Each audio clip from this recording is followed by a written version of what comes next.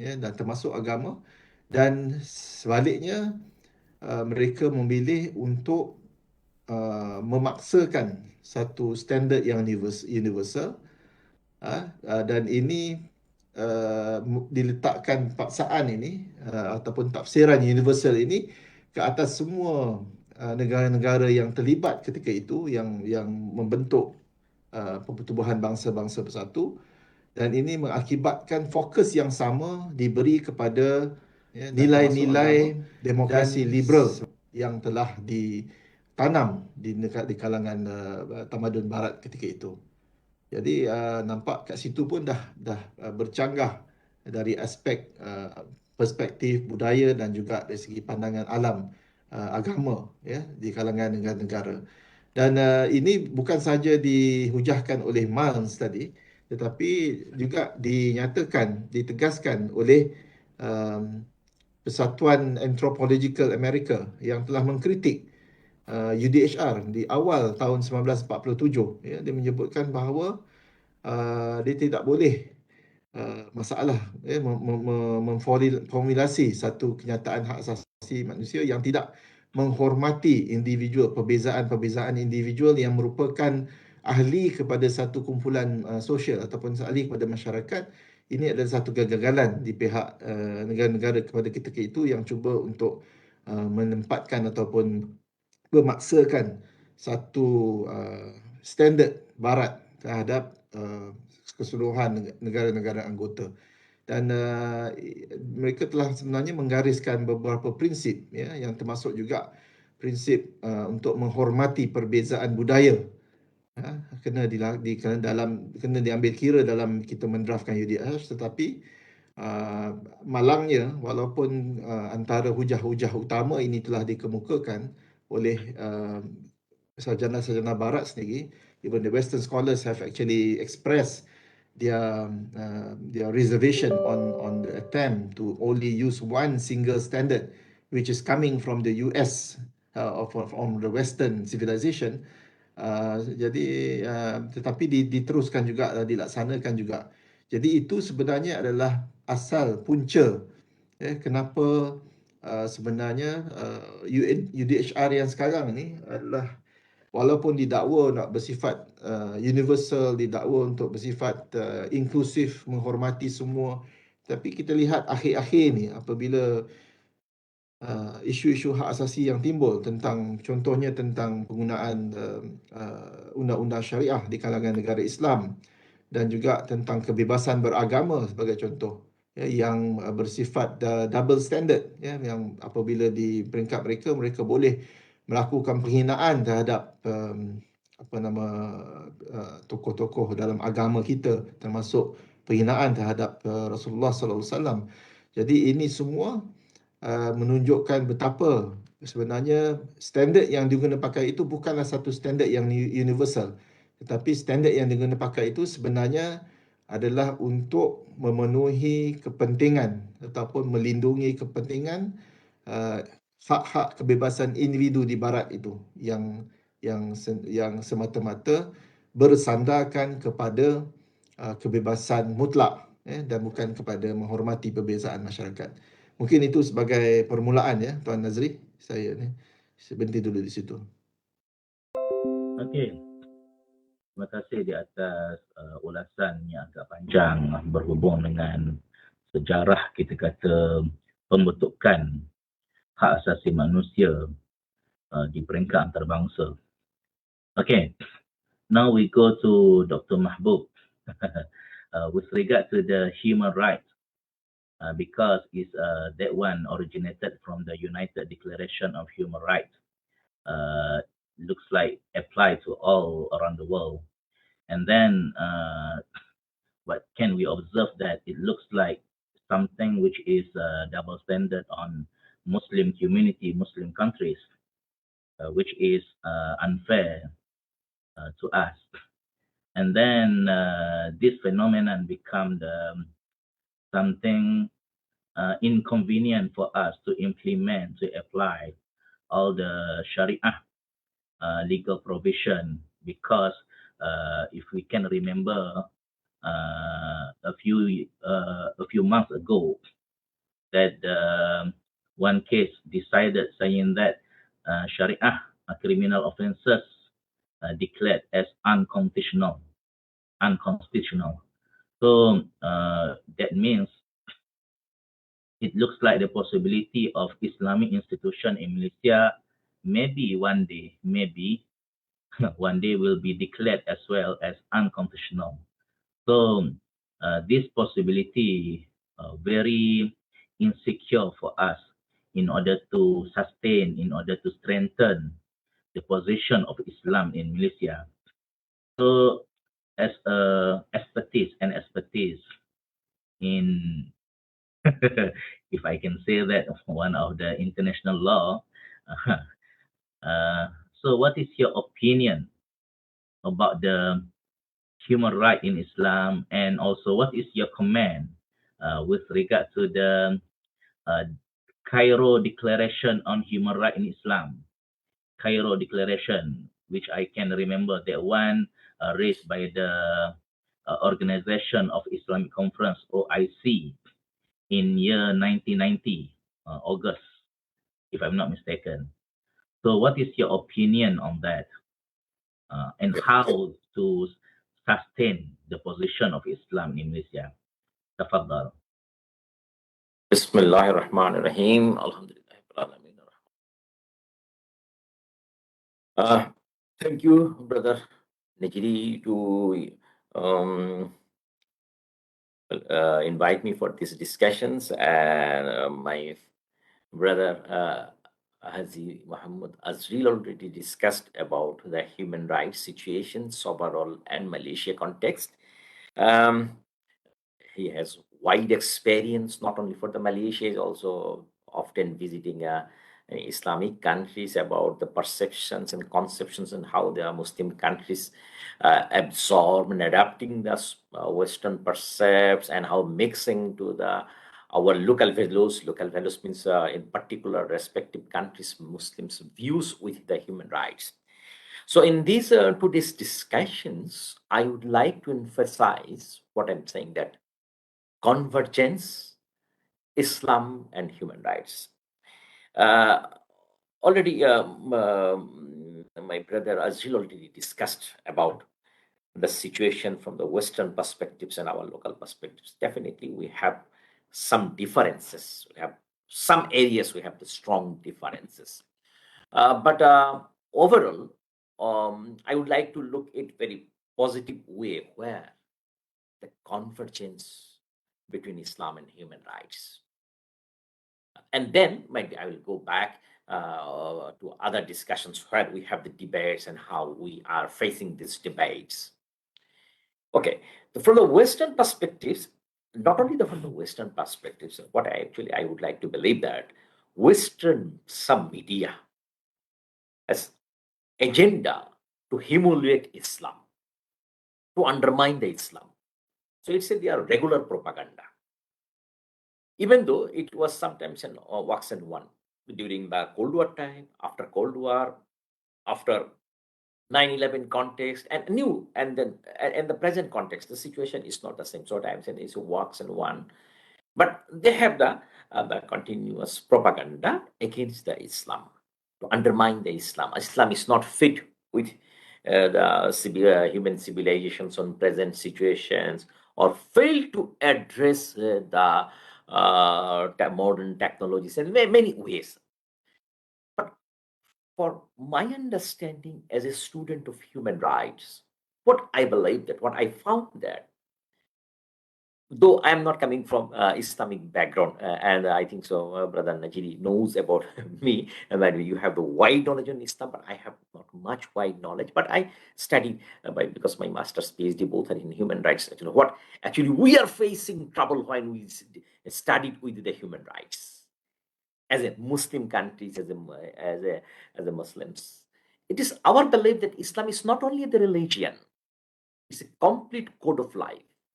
It has political, economic, social, legal behaviors. From the human rights perspectives, it has also comprehensive idea of human rights. So if you want to look the human rights in Islam, definitely you can find the Islam in the human rights. Comprehensive idea of human rights you can find in Islam.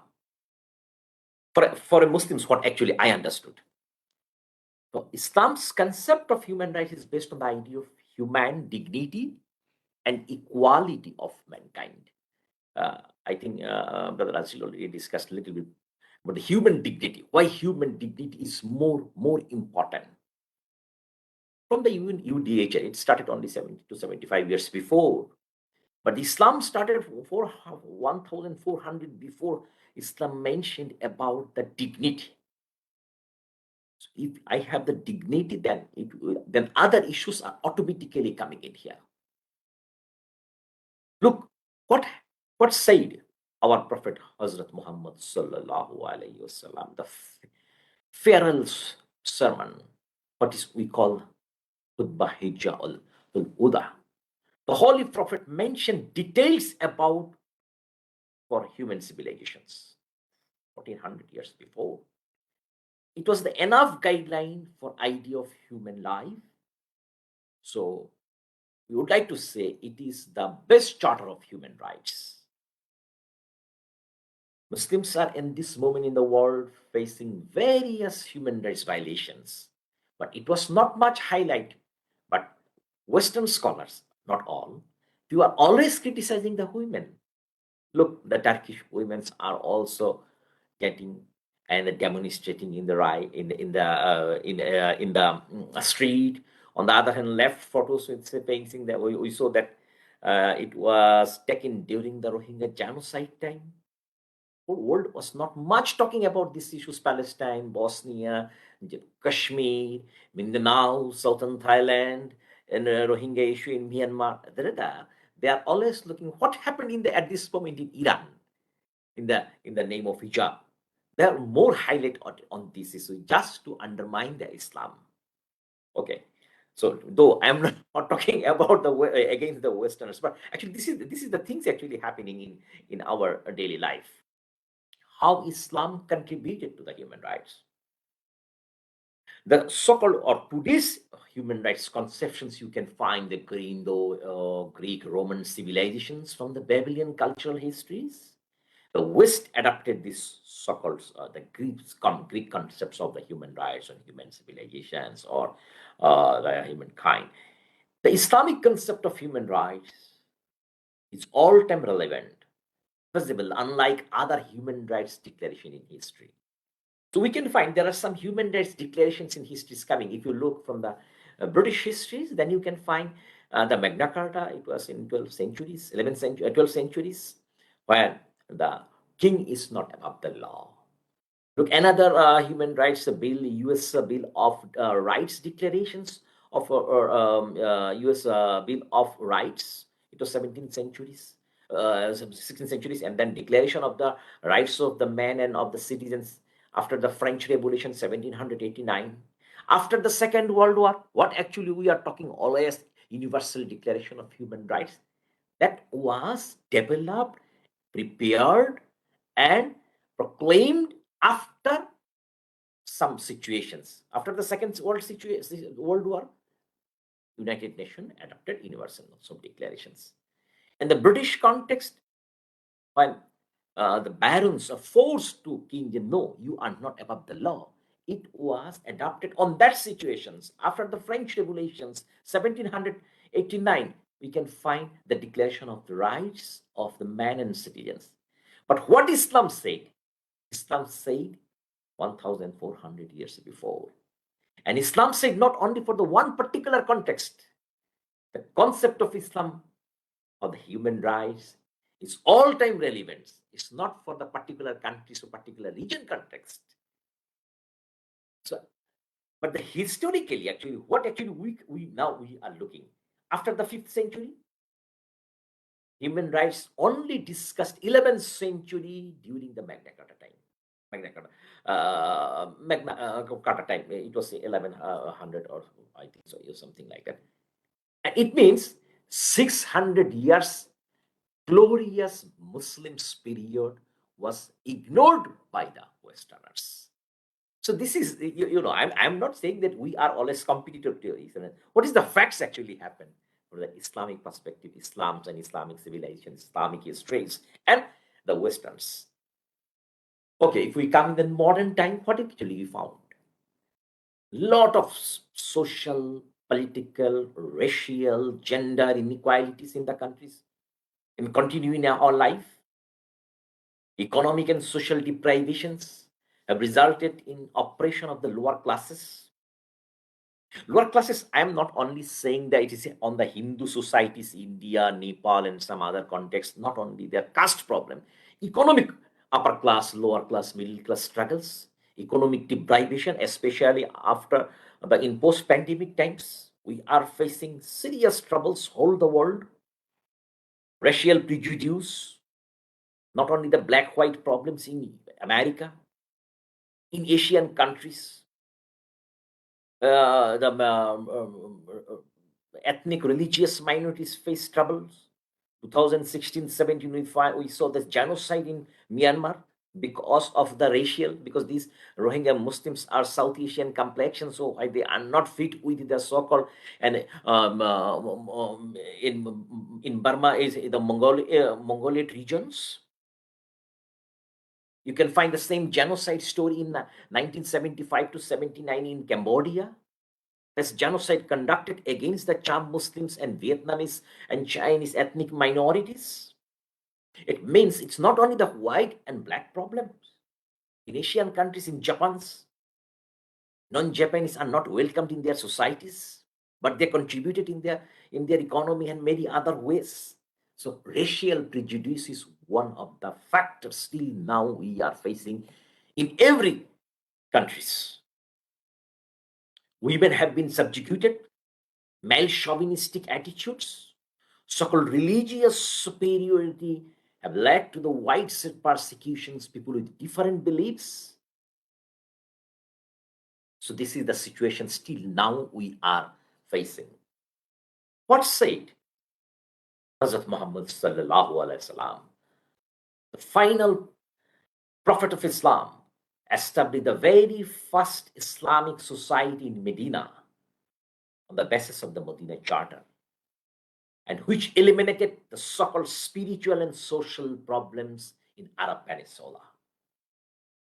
But actually, we are now facing troubles.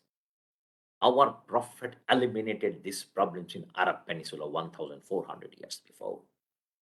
That all are related to the social, political, and spiritual matters, and integrated with the concepts of the human rights.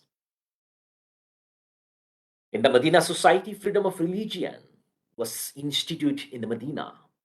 Women were honored and respected as equal. But now feminists are accusing Islam is not fit with the modern concepts of human rights. It is very ridiculous. Look at the history, what happened in the 1,400 years before in Arab Peninsula, and what initiated by Hazrat Muhammad sallallahu alaihi wasallam. Racial discrimination was practically eliminated. There is no black and white and Arab, non-Arab, what actually specifically mentioned our prophet in his last speech in Bidahaj. Tribal warfare was replaced with the united ties of the brotherhood. Usri and alcohol were completely prohibited. Now scientists are finding that yes, in this context you cannot take it, in this prohibited, but our prophet prohibited it many years before.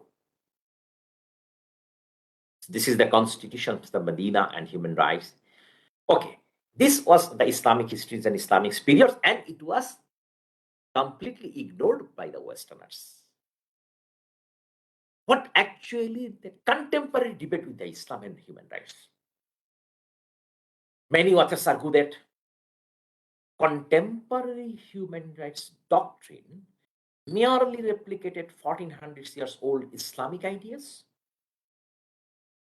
I think you know one of the contemporary Muslim scholar, Indian origin, and then shifted to Pakistan, Abul Ala Maududi. What he said, the Islam has laid down some universal fundamental rights for humanity as a whole, which are to be observed and respected under all circumstances. under all circumstances which would be respected, fundamental rights for every man, and by virtue of his status as a human being. Because we are, and Islams are always emphasizing the human dignity. You are human, so you are entitled or you have sort of these rights. It does not mean that they will give you, it's your rights. Westerners' views for human rights cannot be translated in the language of the Islamic holy works.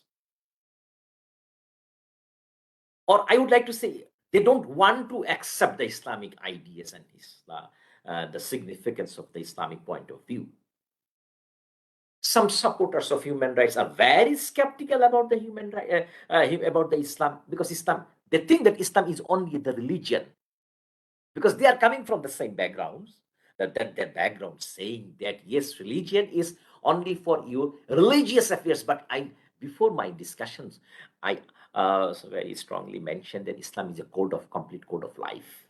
Islam is not only your performing matters or spiritual matters. It's political, economic, social, various ways Islam involved in our life. So those are Westerners are skeptical about the Islam. They say it's the religious matters. But we think that no, it is not only the religious matter. I'm not undermining to other religion, but this is the difference between some other religions about the Islam and others. They are good in two ways.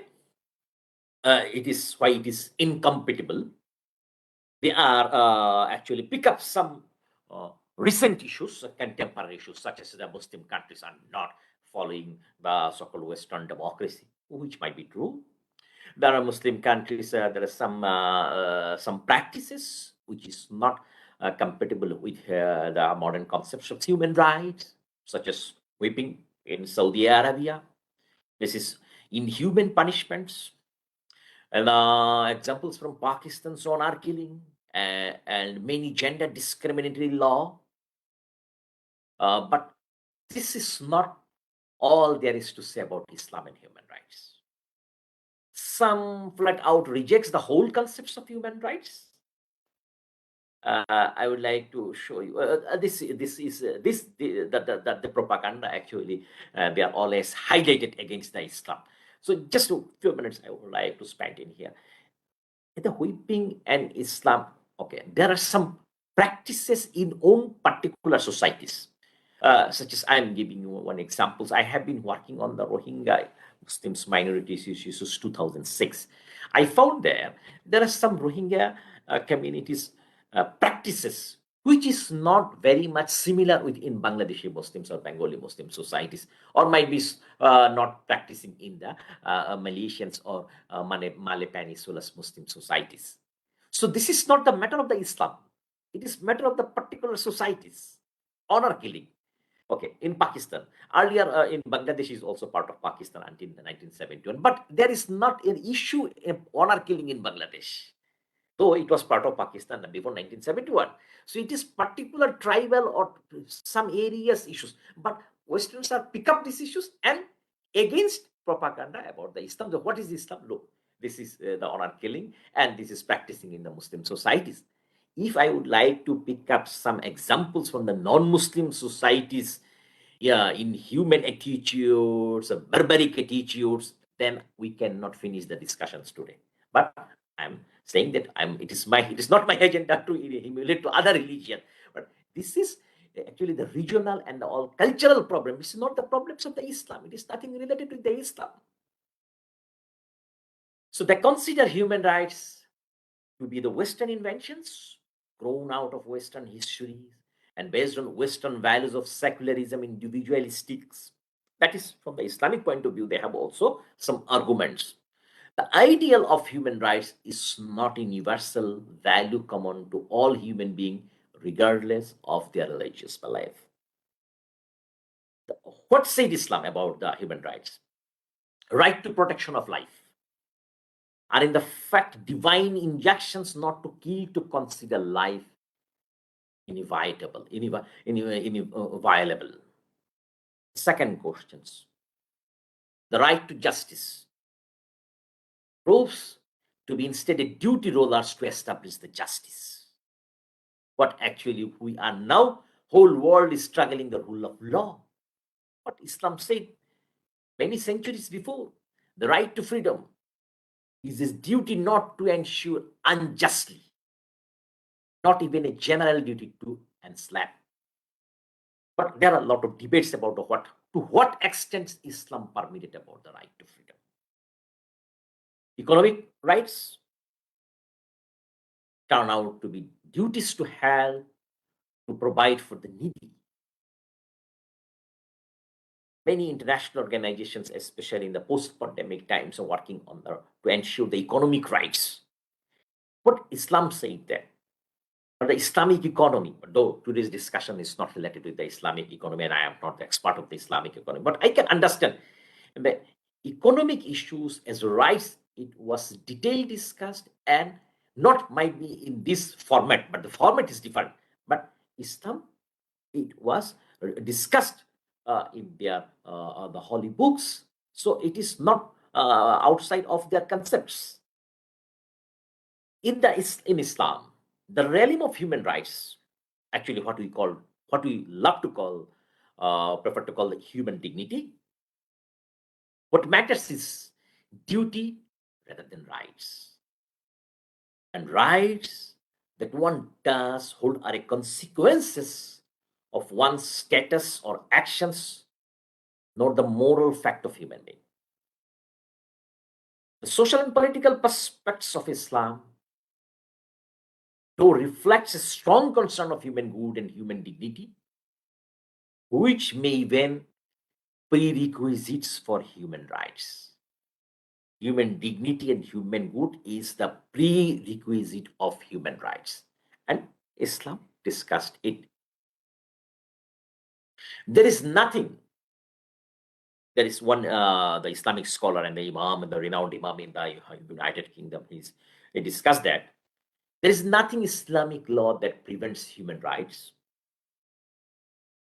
And if there, it is due to misunderstanding or communication gaps with wrong interpretation of the Islamic law. This is what a British Imam said in their discussions.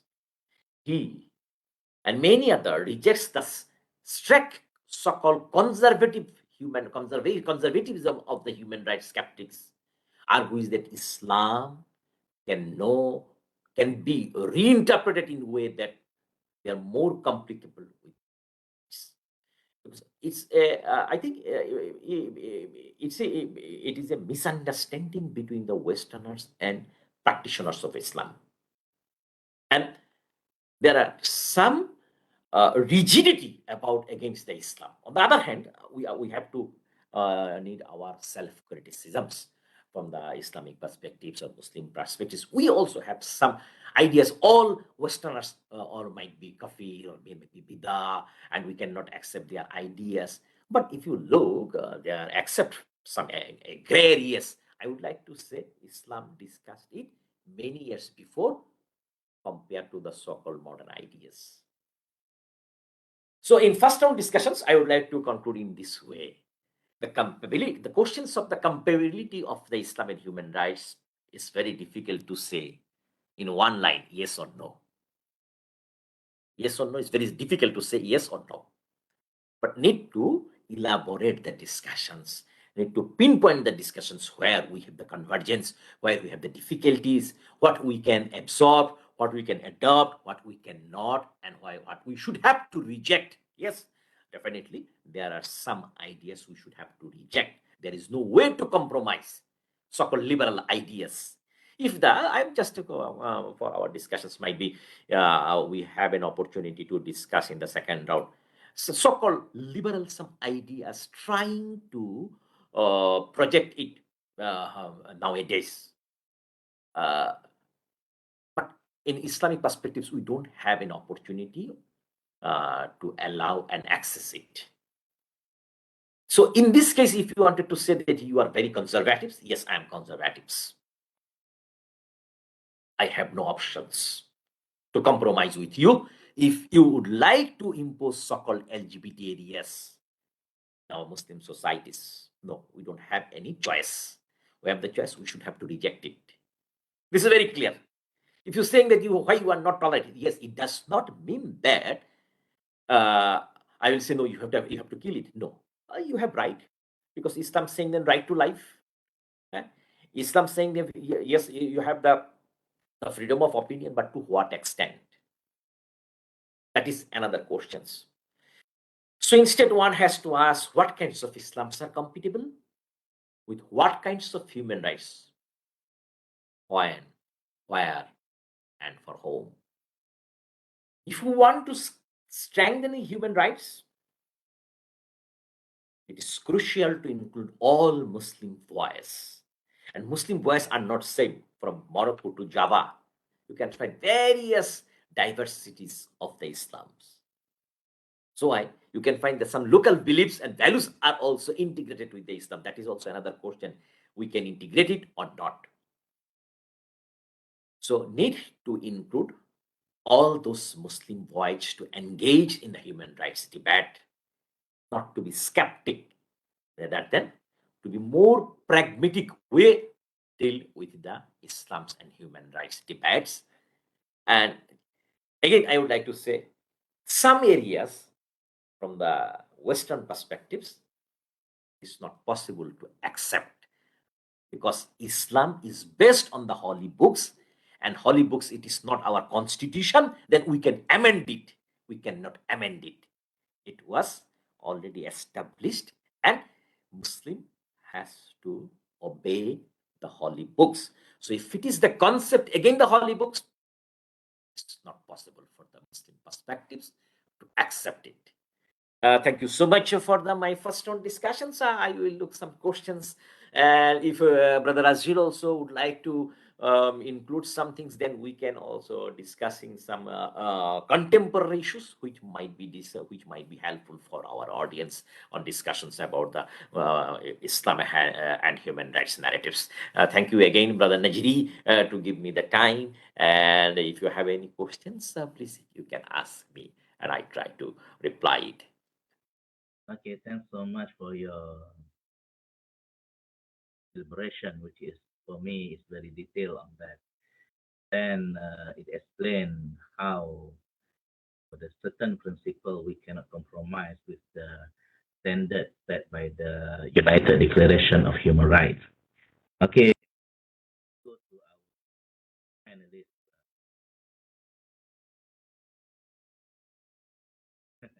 Okay, Tuan Azrael, berdasarkan apa yang dinyata tadi,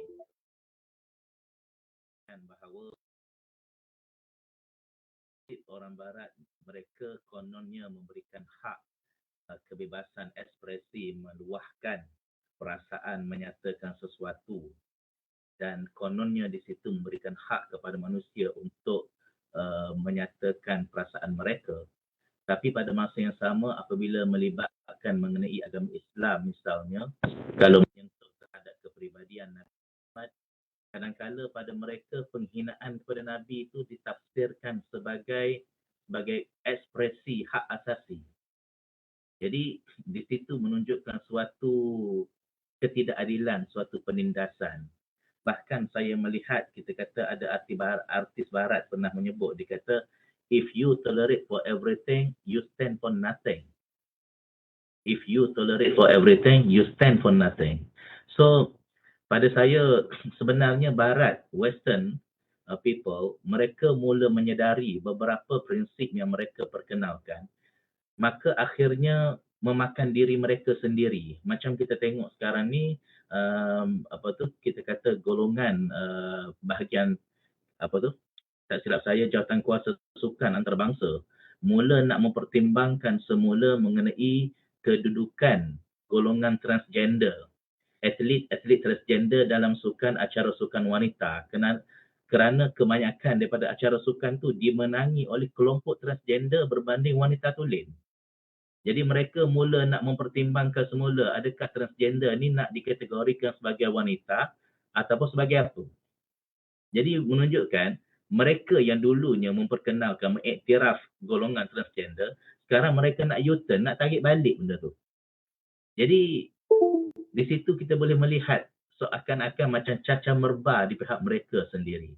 Jadi berbalik kepada persoalan kita kata naratif hak asasi ni, adakah wujudnya suatu kemungkinan yang mana hak asasi manusia tu sedikit demi sedikit akan mula terhakis semula dan sedikit demi sedikit akan cuba mengembalikan fitrah manusia. Maka at the end, last kali mula kita katakan, kalau kita nak sebutkan sekarang ni, peraturan yang menghalalkan perkahwinan sejenis tu mungkin suatu hari nanti akan ditarik balik. Apakah akan berlaku begitu? Dipersilakan.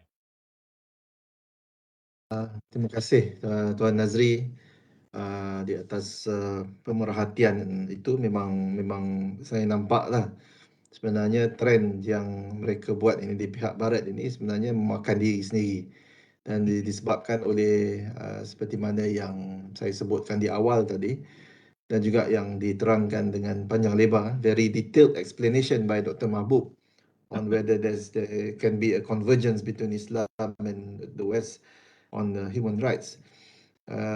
Saya fikir hakikatnya kerana agama kita diturunkan sebagai agama yang benar, agama yang terakhir, tidak ada agama lain selepas Islam yang diiktiraf di sisi Allah Subhanahu Taala. Jadi sudah tentu kita meyakini ya, bahawa apa yang telah diturunkan, diperintahkan kepada kita oleh Allah Subhanahu Taala dan mengikut Rasulullah Sallallahu Alaihi Wasallam itu adalah perkara yang jelas yang tidak boleh diubah-ubah. Itu dah tetap di dalam agama kita. Tetapi kerana kekeliruan yang berlaku dalam sistem worldview ataupun sistem pandangan di pihak barat ini, menyebabkan mereka bukan saja pada satu ketika dulu mereka boleh mengadakan Old Testament dan juga New Testament dari segi rujukan kitab agama mereka, tetapi nampaknya sekarang telah memberikan kesan terhadap kehidupan sehari-harian mereka, dan oleh sebab mereka bersandarkan kepada kebebasan semata-mata dan bukan kepada perkara yang benar. Seperti mana kalau kita tengok istilah hak asasi manusia itu dalam istilah Islam, hak itu adalah maksudnya kebenaran. Tapi dalam tradisi barat, mereka mahukan supaya kebebasan itu dapat an absolute freedom. Jadi kita ni kita kena memilih perkara-perkara yang baik.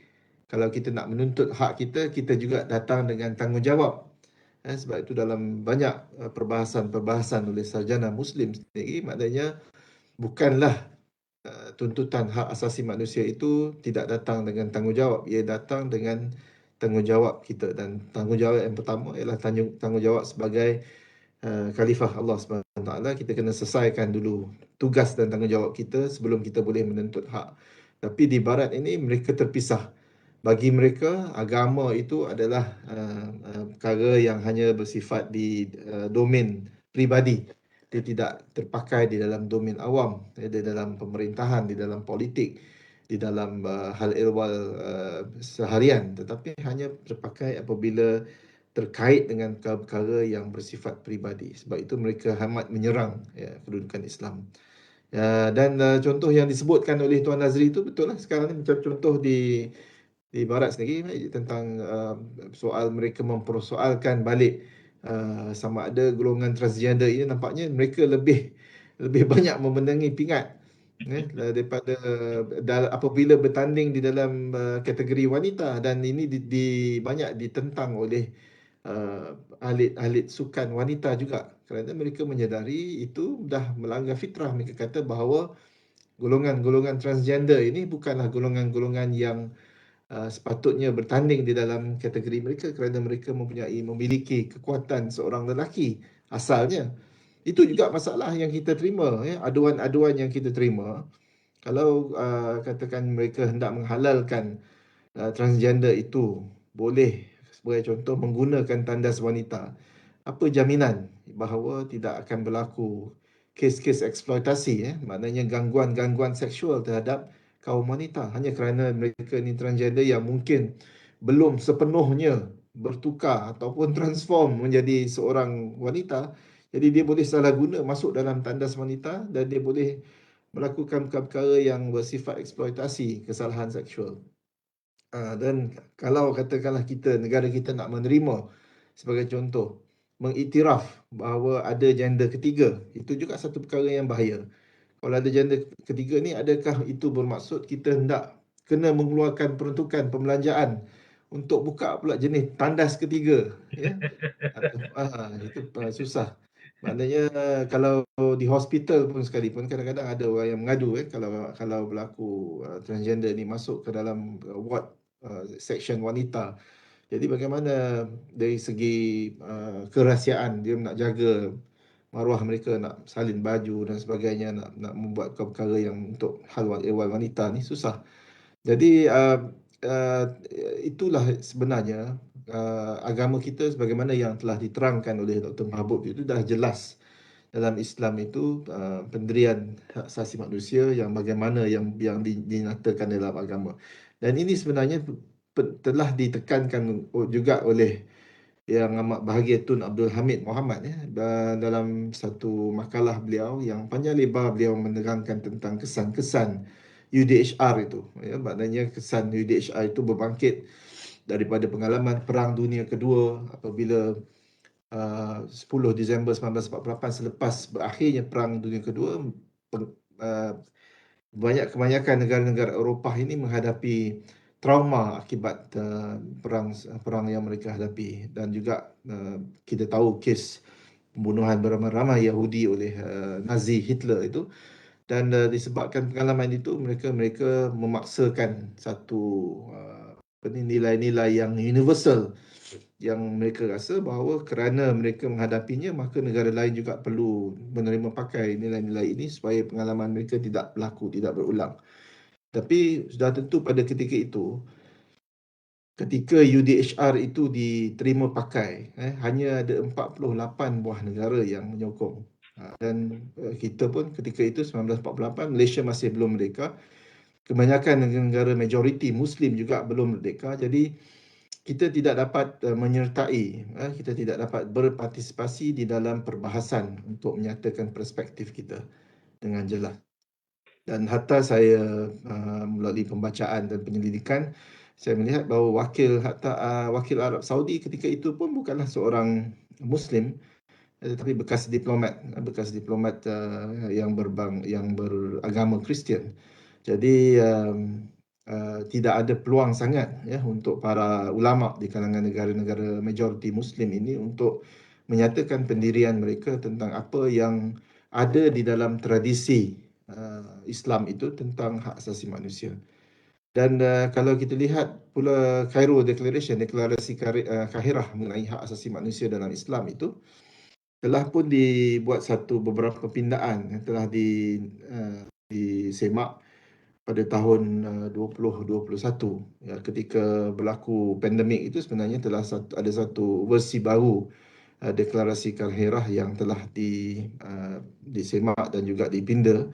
Dan walaupun lebih daripada 20 tahun selepas deklarasi Kahirah ini pertama kali diisytiharkan dan disokong oleh negara-negara Islam, tapi yang menjadi bezanya antara deklarasi Kahirah dengan UDHR dan juga dengan konvensyen-konvensyen hak asasi manusia yang lain ialah kita tidak ada satunya, deklarasi Kahirah ini hanya terpakai ataupun hanya disetujui oleh negara-negara Islam.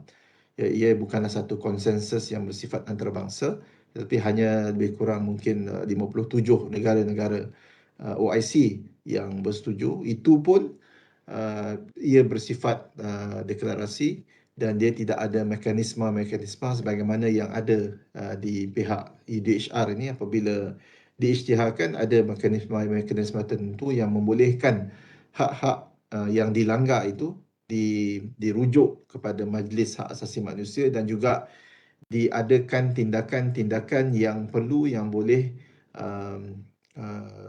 memastikan mereka yang terjejas haknya dapat dikembalikan kepada mereka hak mereka. Dan negara-negara yang melanggar hak asasi manusia itu boleh diambil tindakan seperti economic sanction, ya, sekatan ekonomi seperti di pulau dan sebagainya. Tetapi OIC tidak ada mekanisme yang begitu. Jadi dia hanya terpakai sebagai satu rujukan, sebagai satu dokumen pengisytiharan di kalangan negara-negara majoriti Muslim. Begitu juga dengan deklarasi ASEAN yang telah diisytiharkan pada bulan November 2012. Negara-negara ASEAN yang bersidang di Phnom Penh di Cambodia itu telah bulat suara menolak. Dan sebenarnya hatta kita lihat dalam negara-negara ASEAN sekalipun sebenarnya ada perkembangan yang menarik ketika deklarasi ASEAN itu diterima pakai. Dan yang peliknya satu, kita tengok perkembangan ketika perbahasan untuk menerima pakai deklarasi ASEAN itu, hak asasi manusia ASEAN itu, antara negara yang lantang memastikan bahawa tidak ada istilah pengiktirafan terhadap LGBT itu adalah antaranya Malaysia, Brunei dan Singapura. Dan sekarang ni kita lihat bahawa Singapura pun nampak dah berubah. Mereka telah pun memansuhkan baru-baru ini ketika Hari Kebangsaan Singapura. Kerajaan Singapura mengumumkan bahawa mereka memansuhkan undang-undang yang melarang hubungan sesama jenis di antara lelaki dan perempuan dan perempuan. Jadi itu satu perkembangan yang sebenarnya kita lihat bagaimana setelah sejak daripada 2012 mungkin lebih kurang 10 ataupun 11 tahun, ya, bagaimana lobby yang dibuat oleh kumpulan-kumpulan LGBT ini akhirnya mendapat sokongan dan menyebabkan Singapura itu terpaksa tunduk kepada kehendak mereka. Dan ini adalah perkembangan yang sangat bersifat fluid sebenarnya, Tuan Nazri.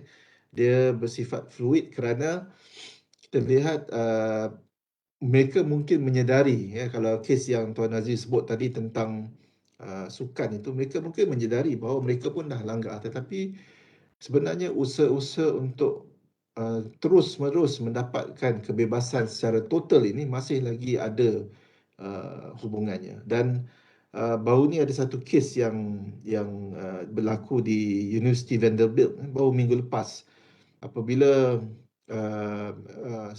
seorang pejuang hak asasi manusia yang menentang LGBT ini, ada nama dia saya tak ingat, tapi dia seorang penyelidik juga. Dia mendedahkan University Vanderbilt telah mengadakan satu klinik untuk merubah jantina anak-anak yang kecil yang bawah umur ni. Dan benda tu telah jadi satu isu yang besar apabila University Vanderbilt telah terpaksa menarik balik. Dia tarik balik rujukan-rujukan di website di laman webnya, kerana dia dituduh bahawa mereka telah melakukan mutilasi. Dia mengubah jantina anak-anak ini supaya dia pakai puberty blocker dan sebagainya, yang menyebabkan ada ibu bapa di kalangan mereka di Amerika itu yang menentang dan mengatakan bahawa perkara ini bahaya. Mereka nak ubah supaya dia kata transgender kids ni adalah satu hak yang perlu diberikan. Tapi pada hakikatnya kita tengok tahap hipokrasi mereka. Di satu sudut mereka menghentam negara-negara Islam. Dia kata bahawa negara-negara Islam ini melakukan amalan kejam, khitan untuk wanita. Itu dilakukan lah. Tapi diguna istilah FGM, female genital mutilation. Tapi di negara-negara mereka sendiri, mereka melakukan pembenahan perubahan jantina itu seawal umur berapa tahun, 6-7 tahun. Dan dia masukkan segala macam hormon apa semua yang lebih kejam sebenarnya, yang mengubah fitrah jantina anak-anak kecil itu. Jadi inilah sebenarnya bukti bahawa mereka ini adalah golongan yang paling hipokrit apabila bercakap tentang hak asasi manusia. Dan begitu juga macam penghinaan-penghinaan yang dibuat terhadap kita, figure-figure agama kita, ya, dan juga dengan membakar Al-Quran, dengan melukis karikatur Nabi yang tidak sesuai sebagainya. Ini semua adalah sebenarnya sikap-sikap hipokrit Barat yang berselindung di sebalik UDHR itu. Mereka katakan ini universal, tetapi bila datang kepada isu hak Muslim untuk menutup aurat, memakai hijab dan sebagainya, ya, kaum wanita. Saya ingat mereka gagal untuk menghargai bahawa agama kita, dalam tradisi kita juga ada hak-hak tertentu yang boleh dilaksanakan oleh agama Islam. Dan disebut secara khusus, ya, oleh Tun Abdul Hamid tentang kes yang tak lama dululah, ada kes Juzairi, ya, kalau kita tahu bagaimana Section 66 dalam apa nama kes yang dibicarakan di Mahkamah Tinggi, mengisytiharkan bahawa hukum syarak itu, ataupun Muhammad Juzaili bin Muhammad Khamis, lawan Kerajaan Negeri Sembilan, tahun kes yang dilaporkan pada 2014, alasan-alasan yang diberi untuk mengisytiharkan bahawa Section 66 Enactment Jenayah Syariah itu bercanggah dengan Perlembagaan Persekutuan. Ini adalah bahaya. Perkembangan-perkembangan yang sebegini adalah bahaya kerana dalam Perlembagaan Persekutuan sebenarnya mengiktiraf, ya, Pembentukan Perlembagaan Persekutuan mengiktiraf bahawa boleh dihukum, ya, kesalahan-kesalahan terhadap perintah agama Islam. Kalau mereka boleh terima itu dan hakim-hakim itu tahu bahawa dalam Perlembagaan Persekutuan ada peruntukan sebegitu, sepatutnya mereka mengatakan bahawa peruntukan Section 66 itu adalah satu peruntukan yang sah dan tidak bercanggah dengan Perlembagaan Persekutuan. Tapi kerana mereka mereka terlampau mengikut faktor kebebasan beragama. Kebebasan beragama bagi mereka adalah kesalahan-kesalahan beragama ni tidak boleh dihukum mengikut Undang-Undang Jenayah Syariah. Tapi mereka gagal sebenarnya mengikut keputusan-keputusan yang terdahulu, ya, dalam kes sebagai contoh dalam kes Merdeka Universiti lawan Kerajaan Malaysia seawal 1981, kan, Hakim Mahkamah Tinggi ketika itu, Hakim Yusof Abdul Kadir, telah menyatakan bahawa UDHR itu hanyalah kenyataan yang bersifat prinsip-prinsip dan tidak ada kewajipan dan bukanlah sebahagian daripada undang-undang di dalam negeri kita. Dan kes itu sebenarnya pandangan itu, ya, dipanggil sebagai merely a statement of principles devoid of any obligatory character and it's not part of our municipal law. Itulah disahkan pandangan itu dalam Mahkamah Persekutuan dalam kes Muhammad Ezam bin Muhammad Noor lawan Ketua Polis Negara pada tahun 2002. Sebenarnya itu menunjukkan status UDHR. Dalam kes Muhammad Anwar bin Sharif sebagai contoh lawan DSP lawan Ishak bin Hussein, disebutkan, hakim menyebutkan bahawa UDHR is part and parcel of our jurisprudence. Ini dah bertukar. Hakim Lee Swee Seng dalam kes tahun 2010, maknanya dalam tempoh tak sampai 10 tahun pun mahkamah telah pun mengubah pendirian dan mengatakan bahawa UDHR ini dah ada rujukan-rujukan dan langsung mengenepikan keputusan terdahulu lah sebenarnya. Jadi kita lihat trend yang sebegini, walaupun kita dapat merasakan di pihak barat sebenarnya mereka dah mula rasa bahawa mereka ni dah macam terlampau jauh terlajak, kan. Saya ingat antara isu yang timbul di Jerman sebagai contoh, sampai ada rancangan, tapi rancangan ini telah ditolak oleh Parlimen Jerman. Mereka mahu membuka satu zoo khas untuk pengamal-pengamal bestiality ni, Tuan Nazri. Bestiality ni seks bersama haiwan. Jadi tapi ditolak, ya, ditolak oleh mahkamah di Parlimen Jerman. Jadi mereka sendiri sebenarnya sampai mana mereka masih cuba-cuba, they are testing the grounds. They are trying to still test the grounds to allow for absolute freedom in many aspects of their life. Jadi kita ingat trend yang sebegini akan berterusan.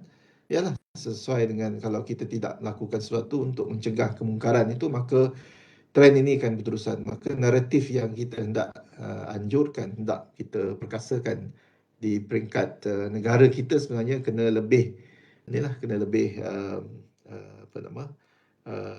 mempertegaskan semula pandangan alam Islam itu, dan juga kita kena memastikan bahawa kedudukan syariah itu dapat sebenarnya memberikan jawapan kepada masalah-masalah menuntut kebebasan mutlak oleh pihak yang tidak bertanggungjawab, ya. Sekian.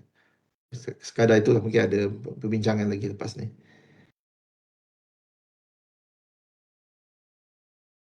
Jutaan terima kasih di atas ulasan panjang daripada Ril Muhammad berhubung dengan kedudukan UDHR dari segi sejarah susu-galunya.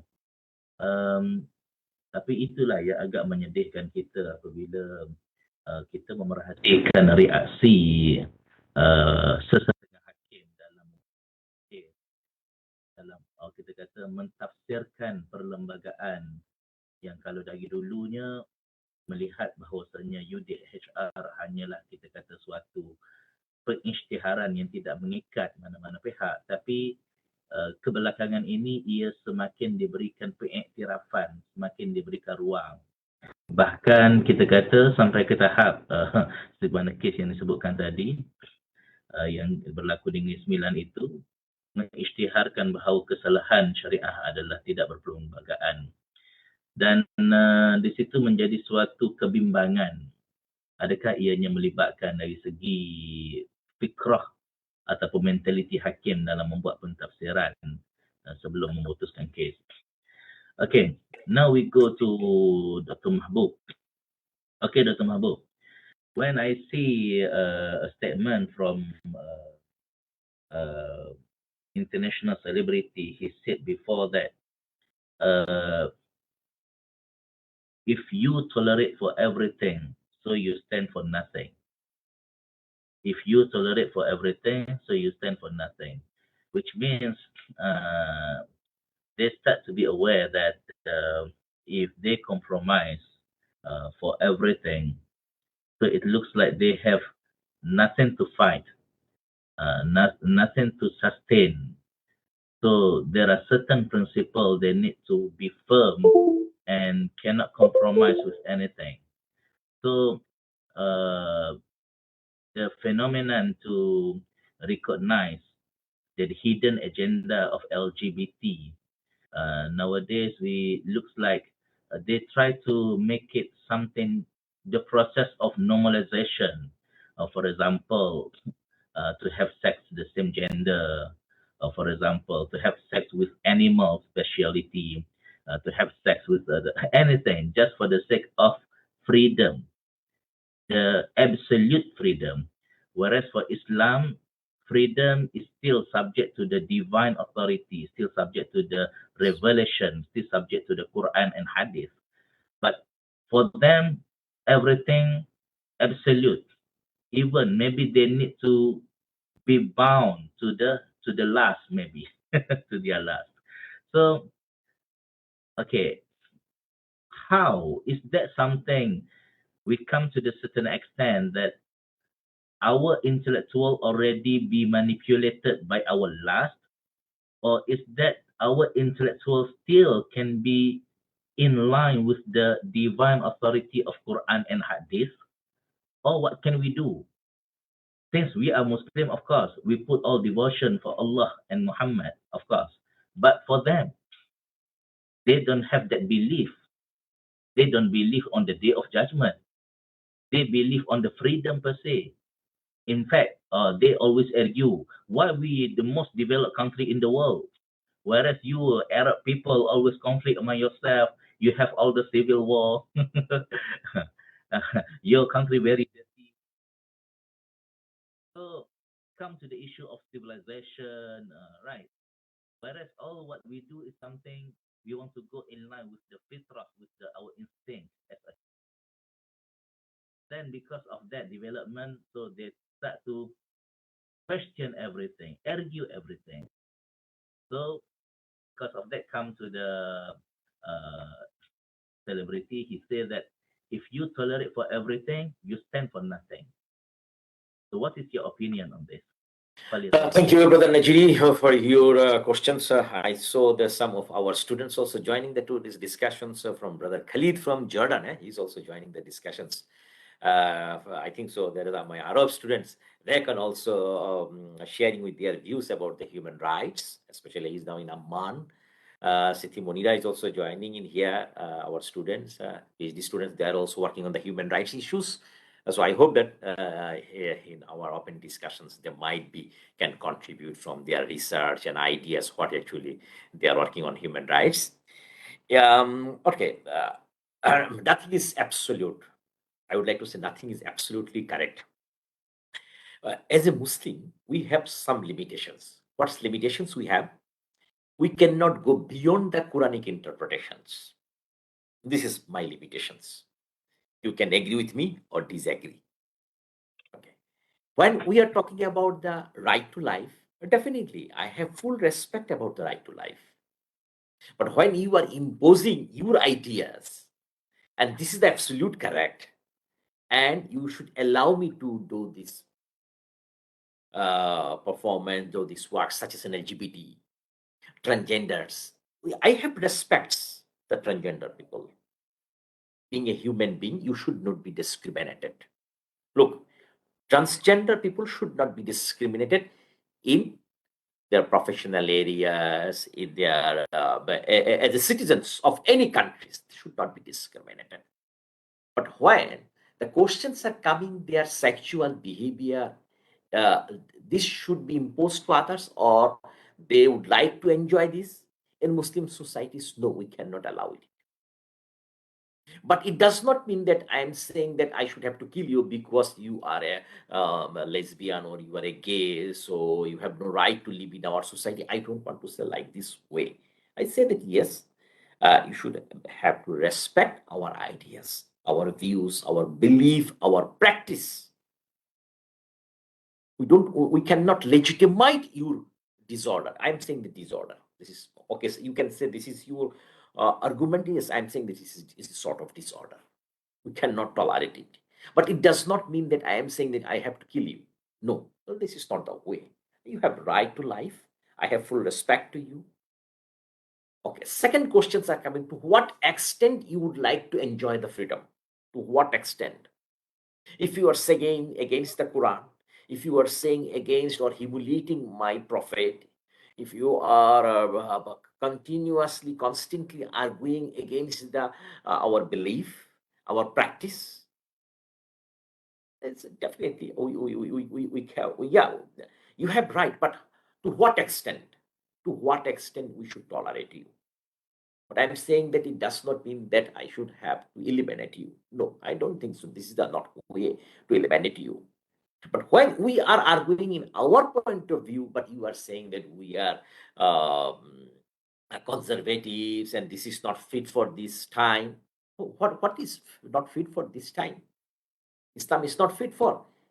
I just already showing my presentations that what Islam said 100, 1400 years, or 1400 years before, and then you started so-called Magna Carta time. It was 11th century. That was the glorious period of Islam, 6th century to 11th century. And later, universal declarations of human rights.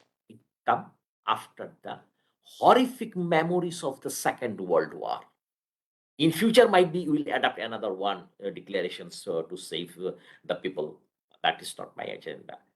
Yes, you can do it. We need more and more emphasis, such as when in international level we are adopting various international human rights conventions and covenants. It was necessary to address the time, such as now we are talking about the rights of disabilities.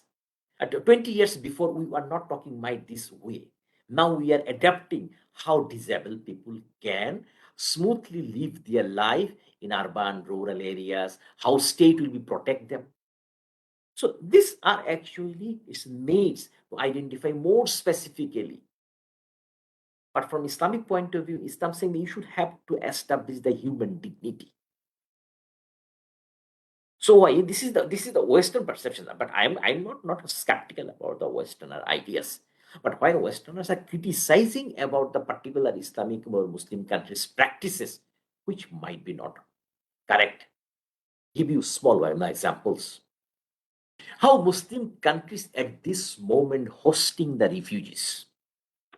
If you look the UNHCR data, then you can find the Muslim countries are at this moment hosting the largest number of displaced people. Number one, Turkey, Pakistan, Bangladesh, Malaysia. In this region, Malaysia is holding the hosting the largest number of refugees. Not only Rohingya, other Muslims, non-Muslims also now hosting Malaysia as refugees. And the refugees are coming. Malaysia is not using so-called principle of not violating the principle of non-refoulement. But what happened in the questions of Europe when peoples are entering in the Europe door, they don't want to open.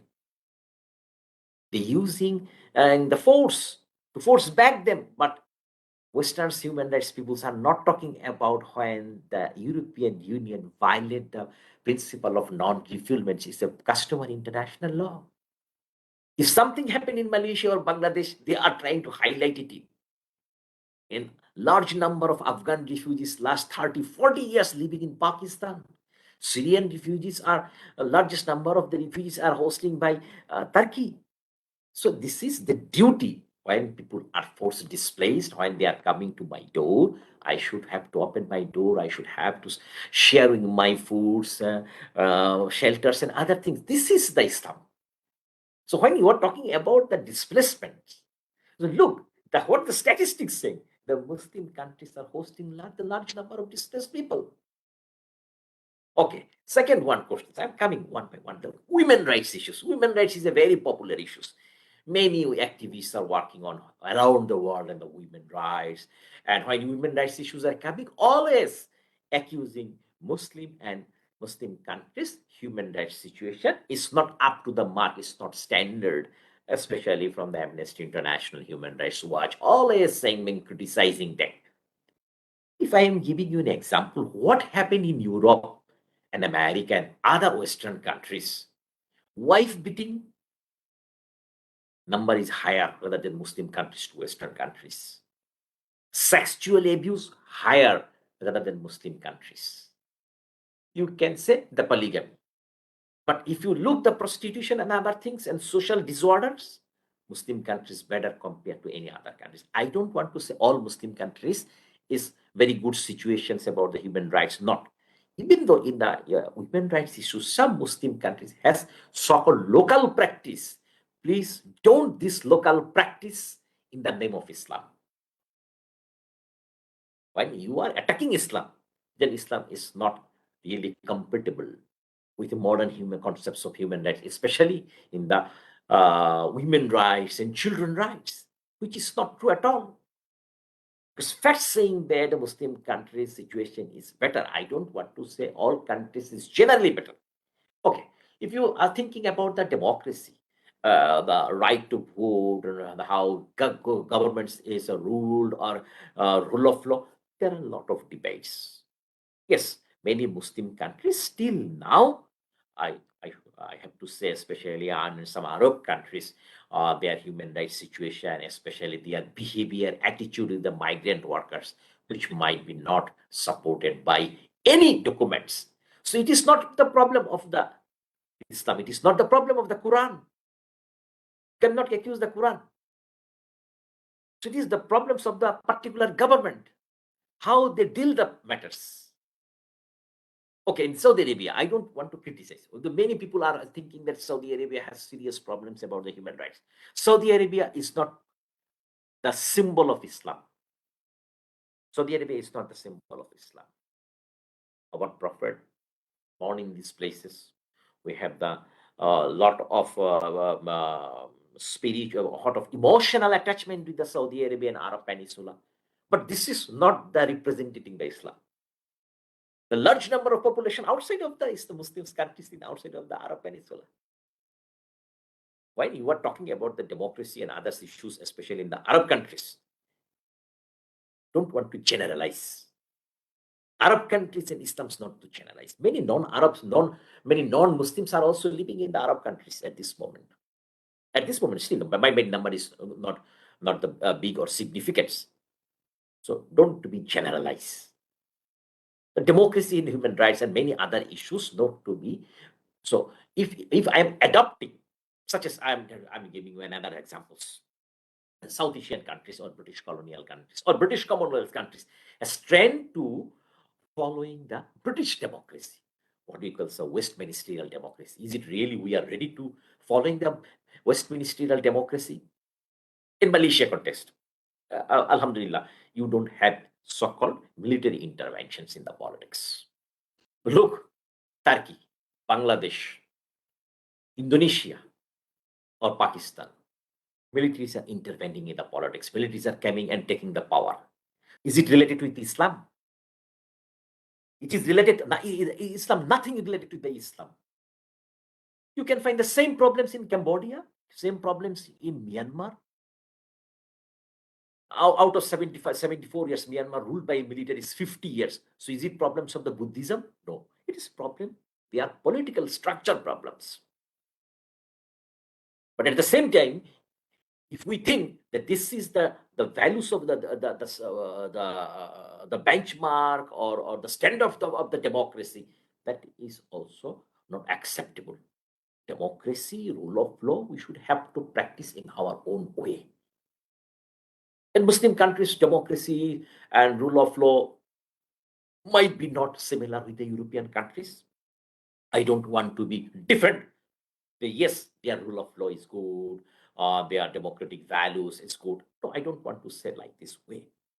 But don't generalize that Muslim countries and Islam is not compatible with the present perceptions of the human rights. Don't be generalize. So I give you some examples that how Muslim countries contributing in the world context, not only for the regional or for the country context.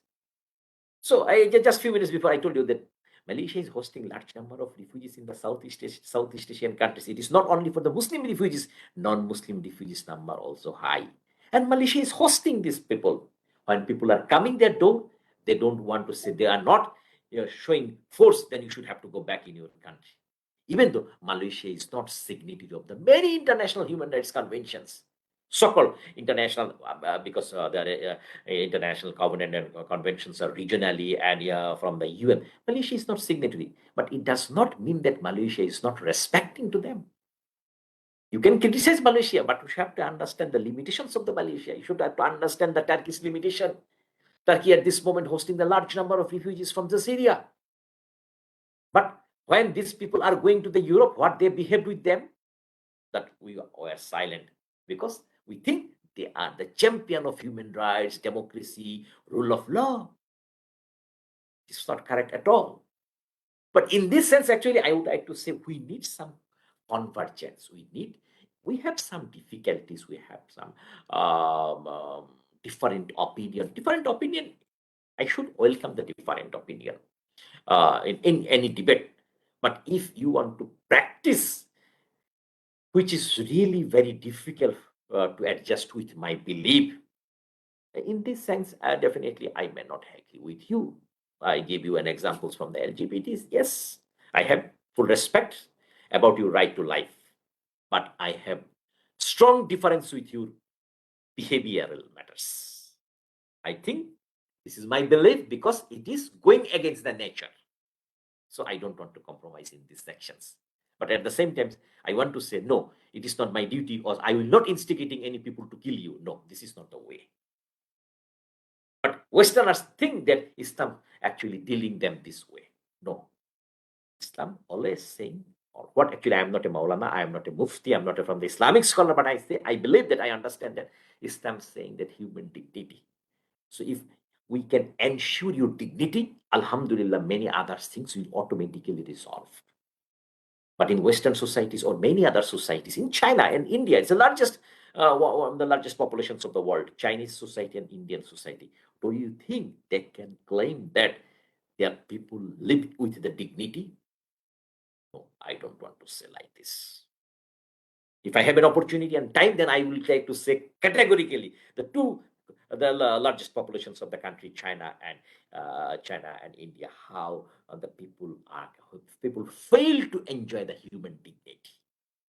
So our point, our position is, I think so, already discussed, because I could not understand many things because it was in Bahasa Malay, Malayu. But I understand that need to ensure the human dignity. If human dignity ensured, then Alhamdulillah, anyone can enjoy his or her rights. It does not mean that where you are. Okay, my brother, Nazri. Yeah. Very, very okay. Okay. So basically, I think the same perception, because I used to we call before, when we read about the Western scholar perception, they always relate Islam with Arab, and when we talk about Arab, always they deal with the terrorist. Actually, actually, because, and after that, when I go through with the Yusuf Qardawi books, he says that actually Arab and Islam only deal with the three factors, three reasons. The first one, he says that because of our Prophet Muhammad sallallahu alaihi wasallam, he come from the Arab tribe, Arab race. That's the first one. Second one, because of Quran and Hadith revealed in Arabic language. That's the second reason. The third reason, Masjidil Haram and Masjidil Nabawi, two holy places for Muslims located in Arab country. So only these three reasons we deal with Arab. Arab and Islam cannot be separated. So other than that, Arab and Islam actually irrelevant. Their attitude, their tradition, their culture, their behavior, so on and so forth, irrelevant with Islam. So, yeah. Okay, come back to our Tuan Azrael Muhammad Amin. Okay. Berkenaan dengan saya pun tak sangka juga yang kata apa berlaku di Jerman, usul nak dibuat zoo golongan bestiality untuk mengadakan hubungan seks dengan haiwan, sampai ke tahap itu untuk dilaksanakan. Okey, jika berbalik kepada negara kita, dalam proses untuk kita memperkukuhkan semula undang-undang syariah di Malaysia, rasanya kita tak perlu pergi jauh, sebab tapi kadang-kadang benda ni bila kita sebut, takut orang kata benda ni menjadi agenda politik. Kita kata macam, iyalah, sebab negara kita kan sikit-sikit segala usul kan mesti dikaitkan dengan politik, sebab segala perkara mesti dibahaskan di parlimen pula kebanyakannya memang politik. Jadi kalau kita melihat dari segi isu hak bertudung di Malaysia kan, berkenaan dengan kes Hajjah Halimatul Sa'diyah, berkenaan dengan kes Mio Atikur Rahman, boleh dikatakan isu hak bertudung menurut perlembagaan, menurut undang-undang pun boleh dikatakan macam tidaklah begitu jelas. Ianya boleh dikatakan berselindung di atas sensitiviti dan sentimen majoriti rakyat. Jadi kalau kita melihat kepada isu hak bertudung kepada pramugari, ianya lebih kepada isu kuasa prerogatif majikan berbanding daripada isu hak perlembagaan, hak untuk beramal dengan agama. Daripada sudut itu, adakah polemik ini akan sentiasa berterusan? Mahabul pihak kata ini adalah orang politik nak main agenda apa semua. Sedangkan kita melihat daripada sudut perlembagaan, adakah ruang hak untuk bertudung itu boleh dijadikan secara jelas, secara hitam putih, yang mana ianya tidak lagi dipersoalkan, tidak lagi dicabar, tidak lagi dipertikaikan. Ataupun kita nampak benda ni macam mana? Dipersilakan. Sebab saya nampak macam ni. Apabila masuk pada musim haji, etika pakaian bagi staf wanita untuk emas ataupun Air Asia boleh berpakaian lengkap menutup aurat pada musim haji. Tapi apabila musim flight komersial biasa, kembali pada asal.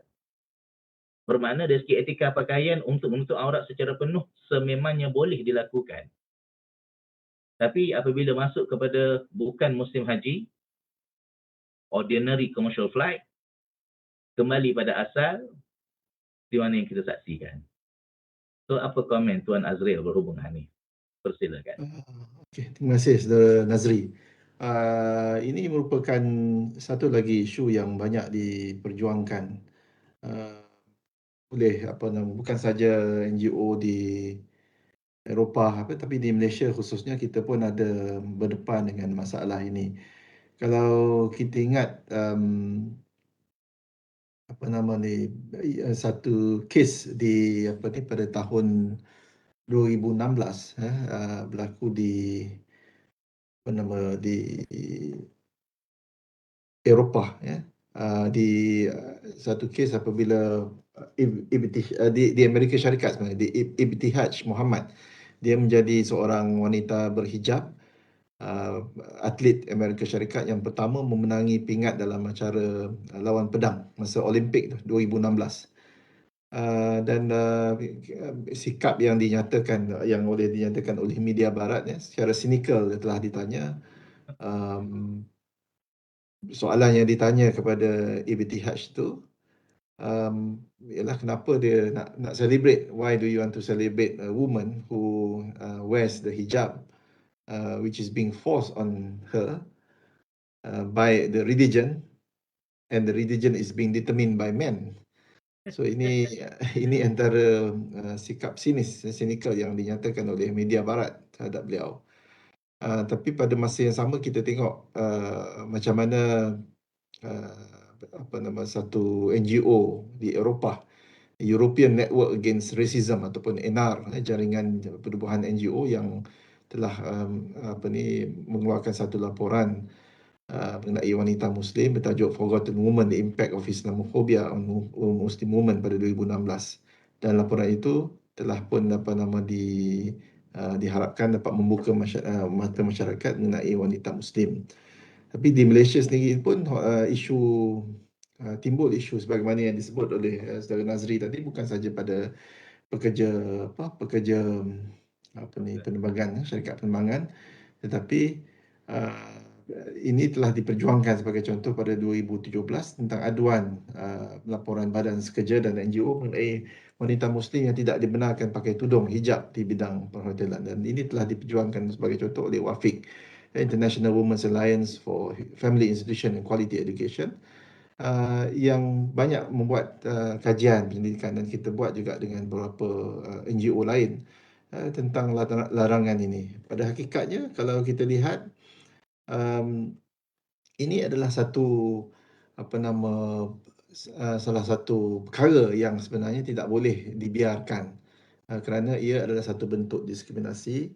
Dan kita jelas bahawa kalau mereka nak bercakap tentang kesaksamaan, tentang kesamarataan, equality sebagai contoh, mereka suka nak sebut tentang peruntukan undang-undang yang menyebelahi pihak mereka.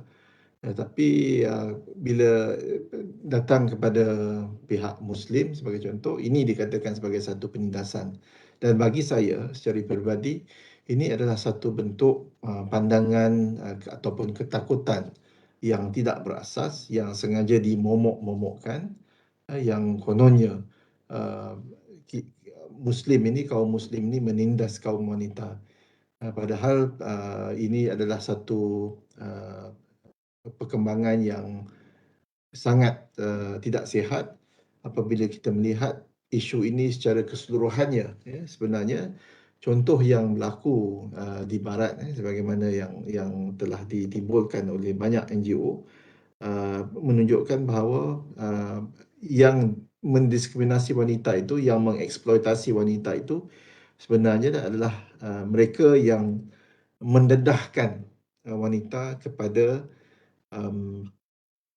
dipanggil sebagai manipulasi perdagangan.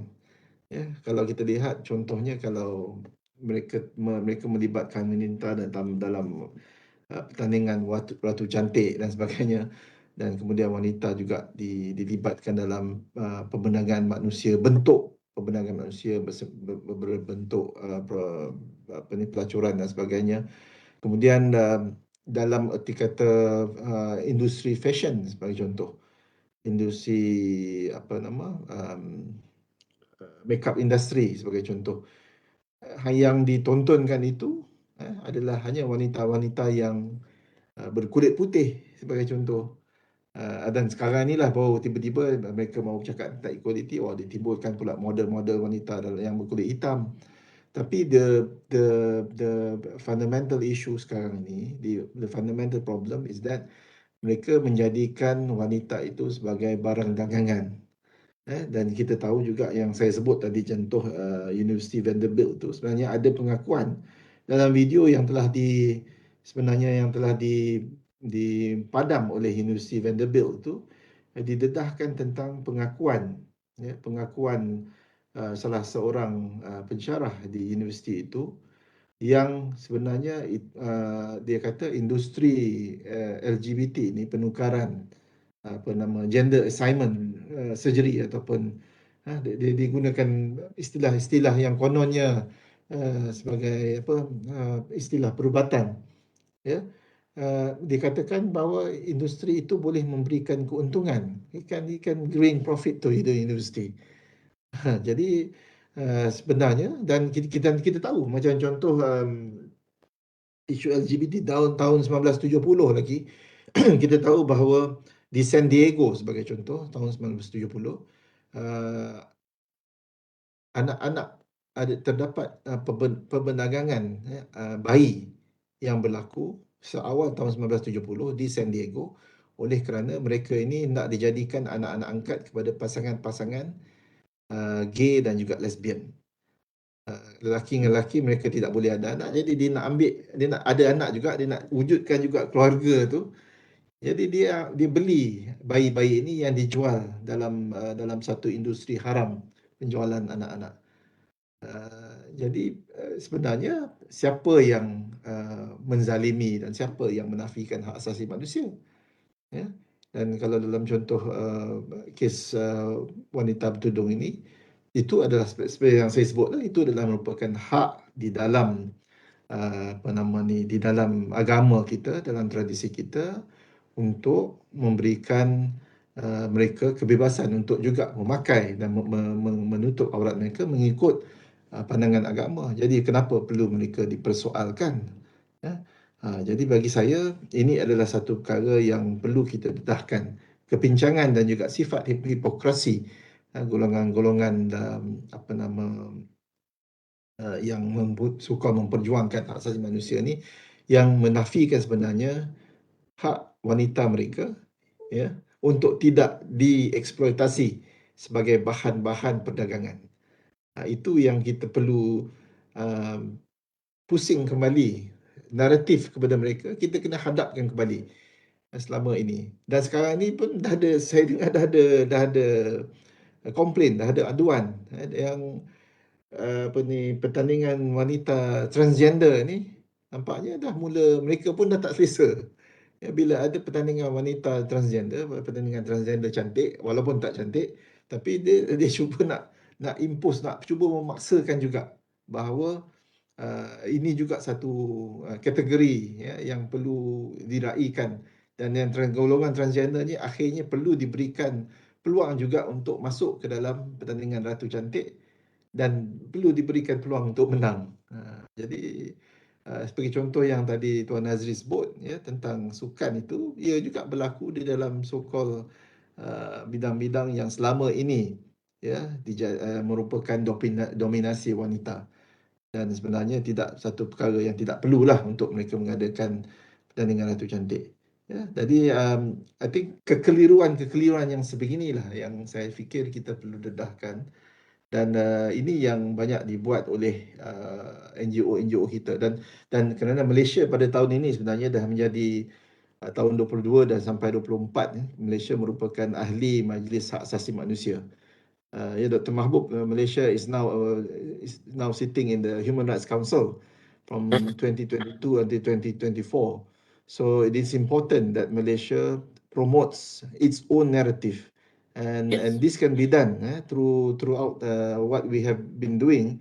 I mean, some of the Malaysian NGO, beberapa NGO Islam telah pun cuba untuk mewarnakan kembali naratif ini, dan kita perlu mempertegaskan kepada pihak pemerintah bahawa keutamaan sekarang ini ialah untuk memastikan bahawa kehendak asal hak asasi manusia itu, idea asal hak asasi manusia itu apabila dimula ditubuhkan mereka bersepakat bahawa hak asasi itu ada tafsiran-tafsiran tertentu, walaupun tidak sempurna tafsiran itu, tetapi seharusnya selepas lebih 60 tahun hak asasi manusia itu diisytiharkan dalam UDHR, seharusnya diberikan peluang kepada negara-negara lain untuk turut melihat kembali, to revisit the Human Rights Declaration, to see if apa benda yang diperjuangkan oleh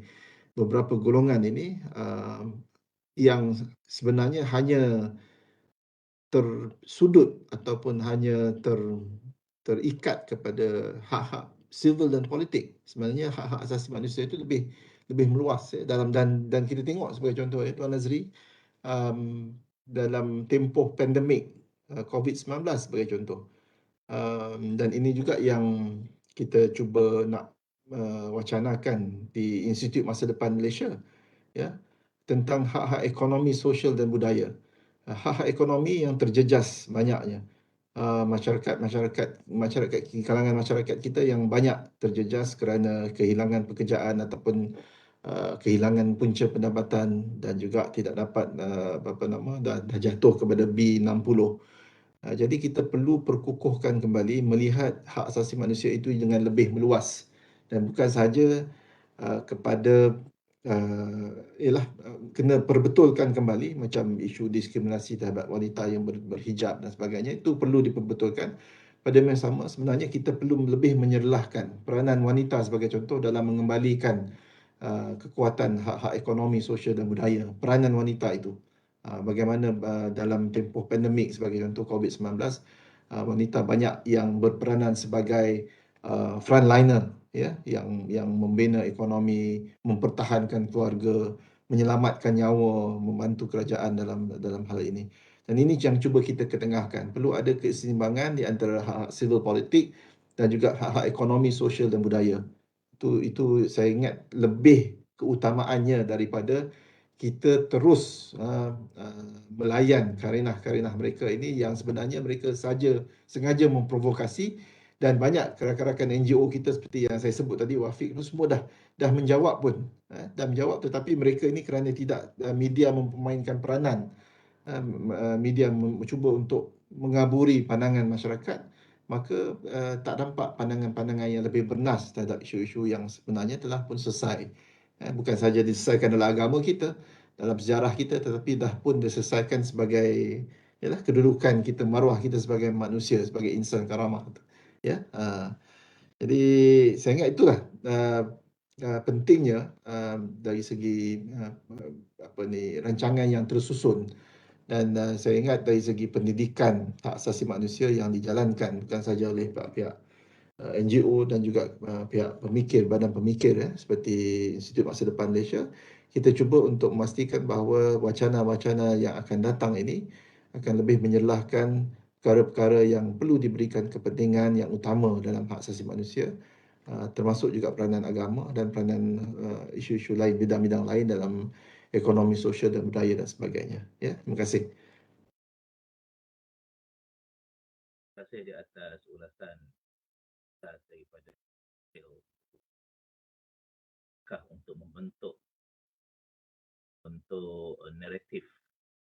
Okay, for the last one, be in about 2 minutes for Dr. Mahbub, since our brother Khalid asked to we conduct our session in English. Okay, do you think how to establish our own narrative, narrative of human rights, so that we can create of our own style, our own standard, without compromising, without tolerate with our divine authority, with the already established in the Quran and Hadith. We are totally different from them, from the Western people. So we need to tell them that all these principles are divine and we need to obey until on the day of judgment.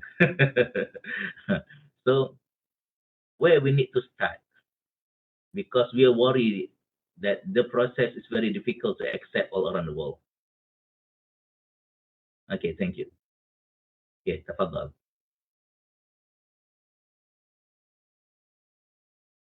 Brother Azil already mentioned that Malaysia at this moment working on develop their own narratives is Alhamdulillah very good initiatives. It's I think this is also necessary for other Muslim countries to develop their own way of style. Own way of style means yes, this is my society, and this is our international standards, and how we are practicing it.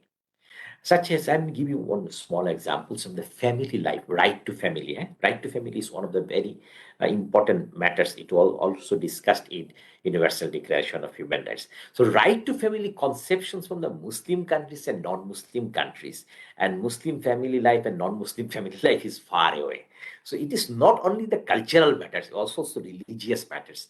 How we are respecting or living our life, how we dealing our parents. We are not sending our parents to the so-called old home. So this is very normal cultural difference between the Westerners and Muslim peoples.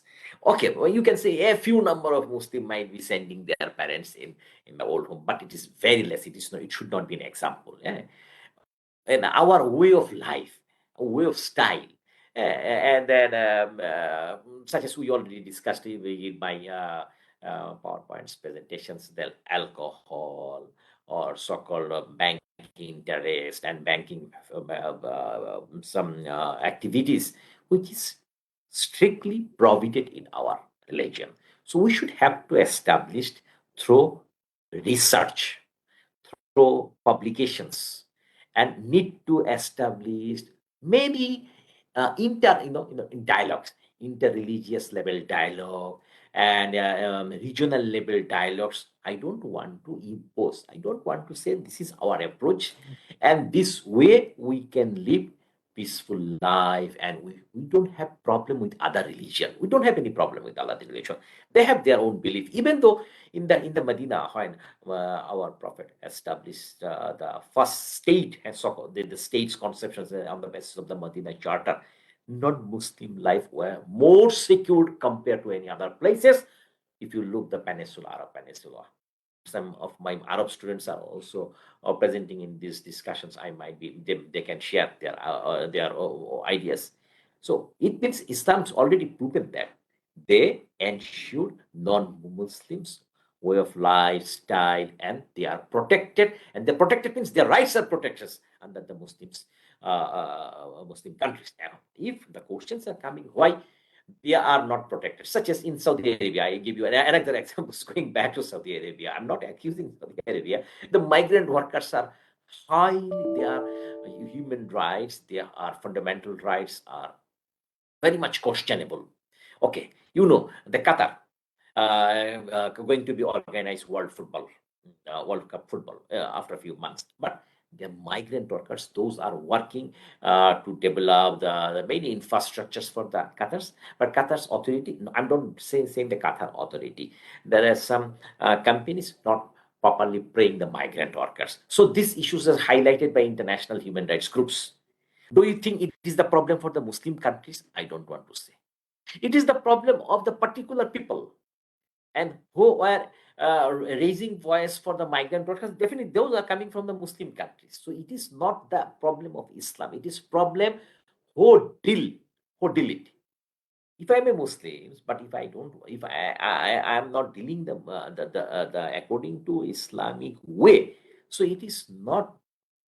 You cannot accuse the Islam. You can accuse my personal matters of how I'm dealing with them. In Malaysia, sometimes international human rights groups also accuse that Malaysia is they are trafficking, and many migrant workers are living facing some slavery.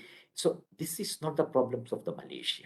This is problems of the particular group of people who recruit you, and they are always trying to avoiding the Malaysian rules and regulations. Definitely, Malaysian rules and regulations not saying that they have the migrant workers, the payment, how their life will be protected. Even though Malaysia is not signatory of the International Convention of the Migrant Workers and their family members, but look, the Malaysians, if they are not protected, definitely people are not crazy to come in Malaysia. Yes, there are some difficulties. I don't want to say that no, everything is correct. Oh, I told you before that nothing is absolute correct. It's depend on the situations. So don't want to be blamed. Yes, the Malaysia is the only one problematic area in these regions. But on the other hand, Malaysia is how Malaysia is contributing to others. Even though in non-Muslim countries is there any problem, especially natural disasters, Malaysia is also going to contribute them because it is the Malaysian peoples or Malaysian government think that it is my duty to help the others. So, but our limitations is we cannot establish our narratives in national level and international level because we are always making debate in a very small area. Very small area. Why LGBT is not allowed in here? It is not a very big area. It's a very small area about the human rights space. It's a very, very small area. Greater human rights context. I'm not saying that we are 100% correct, but we are trying to develop by ourselves. I'm not saying that absolute correct or everything is okay. No, we are trying to develop. We have some limitations. We try to develop it. But it does not mean that our level below compared to the Western countries. We cannot say this. I already give you some examples. These examples showing that we are more tolerant. We are more tolerant.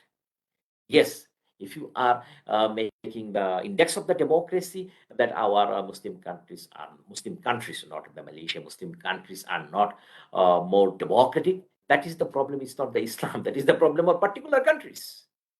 1957, Malaysia liberated or you can say separated from the British colonial systems, and they developed their own systems and their own government. So the government changes through the election. The parliamentary democracies are established. At the same time, you have rulers of councillors. These are very much well balanced. We have some limitations. We don't want to say that we are perfect. The case of Turkey, the case of Pakistan or Bangladesh, sometimes militaries are intervening in there. Military take over the power. So we cannot say that this is wrong and this is correct. Arab peninsulas, their human rights and democratic values might be not similar to others. And I don't want to defend them that yes, they are perfect. Yes, they have to develop it and need more time and develop. At the same time, we need to educate by our people.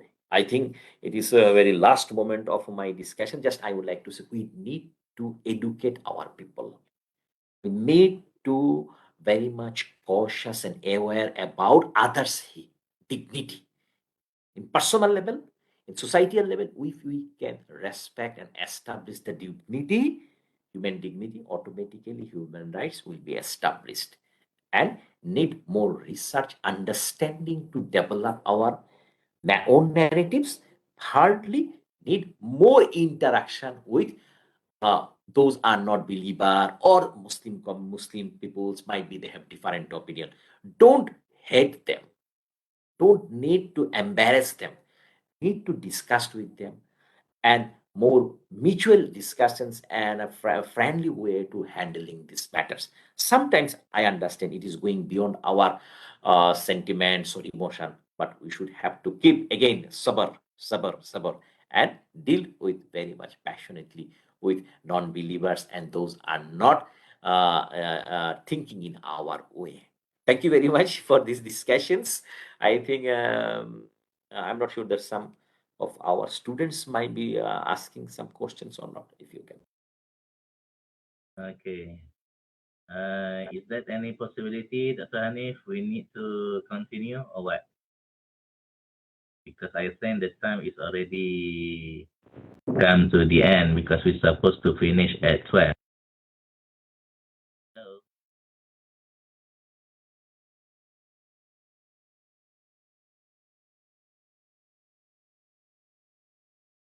okay. Berdasarkan daripada masa peruntukan yang ditetapkan, kita sepatutnya tamat pada I think we need to stop at 12. stop at 12. Okay. Okay, berdasarkan daripada apa yang telah dibahaskan oleh kedua orang panel, okay, jutaan terima kasih kepada Tuan Azril Muhammad Amin dan juga Dr. Mahmud Haq yang telah memberikan penjelasan berhubung dengan topik pada pagi ini. Jadi mudah-mudahan kita dapat mendapati kebenaran hak asasi manusia kita sendiri, acuan kita dengan cara standard penilaian kita tanpa ada campur tangan ataupun gangguan daripada pihak luar. Maka dengan ini saya menyatakan bahawa proses itu memerlukan langkah yang lebih panjang dan memerlukan sokongan yang luas bagi memastikan kedudukan perundangan agama ini berterusan dan berkekalan. Okey, bagi saya sebagai selaku moderator, saya mengucapkan jutaan terima kasih di atas kepercayaan memberikan tugas ini, dan mudah-mudahan kita dapat mengadakan wacana ini pada sesi yang terusnya. Maka dengan ini kita tangguh dulu dengan tasbih kafarah dan surah Al-Asr. Subhanakallahumma wa bihamdika asyhadu an la ilaha illa anta astaghfiruka wa atubu ilaik. Wal 'asri innal insana lafi khusr illa alladhina amanu salihati wa tawassaw bil haqqi wa tawassaw bis sabr. أقول قولي هذا وأستغفر الله العظيم لي ولكم والسلام عليكم ورحمة الله وبركاته. وعليكم السلام. وعليكم السلام ورحمة الله. Waalaikumsalam Thanks warahmatullahi so much. Salam. Thank you Dr. Mahbub. Terima kasih Encik Azril.